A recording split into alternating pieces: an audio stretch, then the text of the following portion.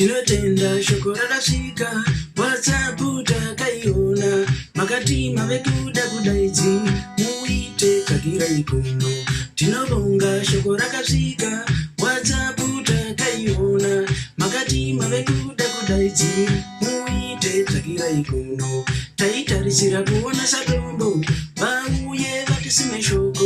imi ndokugumira kumhojanhare pakugadzira gurupu rekushandisa taive takamirira munyari auye atipire shoko imi ndokugumira kuWhatsApp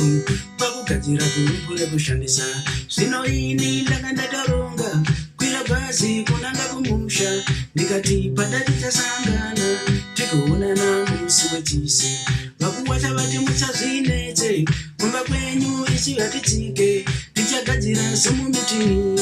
tizoonanirana ipapo vakuwacha vati musazvishupe kumba kwenyu isi vatitsike tichagadzira semumitini tizoonanirana ipapo ndiye ndiye ndiye ndiye ndiye ndiye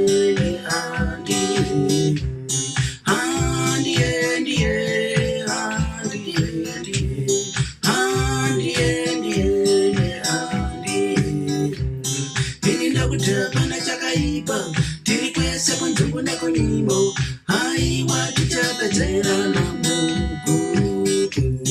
ini ndakuteya pana chakashata tiri kwese kunzungu nekunimo aiwa tichapedzera namugutu ndikati mukuwasha we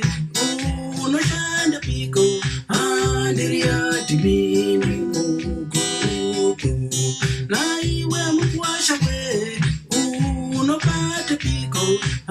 ndiri yatibini mugutu zvikanzi kuti tigadzire ngava tinokumbirawo education number sezvo tisingakwanise kuuyako tigopedzerana pamasaisai ini ndokuti mwana wangu uyu kumba kwavo waive agere aisadya musiva nemaoko muchenjere kutsika zvinorema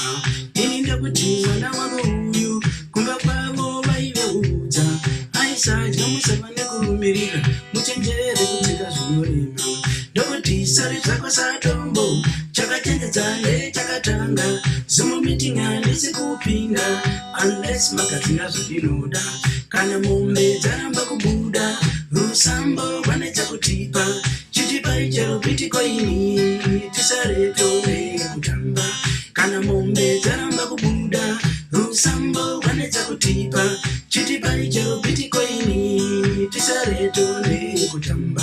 vura muromo wani bitikoini makandidzanani wani bitikoini rusambo tani bitikoini tikozara tone yokutamba vura muromo wani bitikoini makandidzanani wani bitikoini rusambo tani bitikoini tikozara tone yokutamba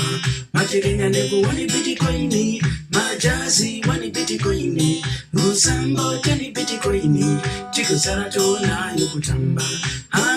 ndiye ndiye ndiye ndiye